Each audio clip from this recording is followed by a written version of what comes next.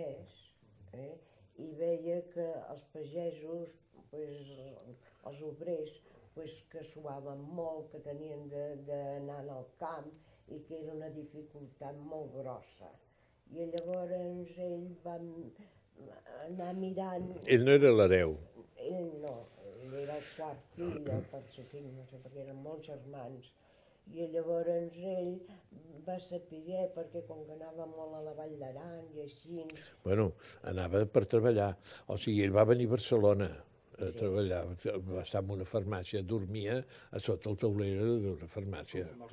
Va ser, sí, vull dir, que en Trepat, això l'important que eren, però... Els germans va ajudar a tots els germans. Però ell, la seva cosa era que deia que els pagesos patien molt i que es tenia de fer alguna cosa.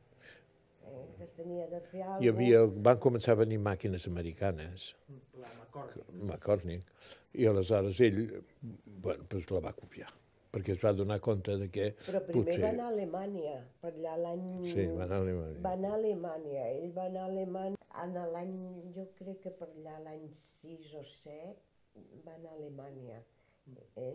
Va anar a Alemanya a veure com es feia totes les màquines i totes les coses, sense saber parlar ni alemany ni res. Jo dic l'any 6, però potser era abans. Sí, penso que se'n va anar amb un carro, no? No ho sé. Com va marxar no ho sé, això no ho sé. No sé, va recollir una mica de diners de tots els germans que havia treballat i tot plegat, i com que ja tots els tenia establerts, se'n va anar cap allà. I llavors allà va començar a mirar de fer-ho ell. Va començar a mirar de fer-ho ell, primer per allà al carrer Ardèvol,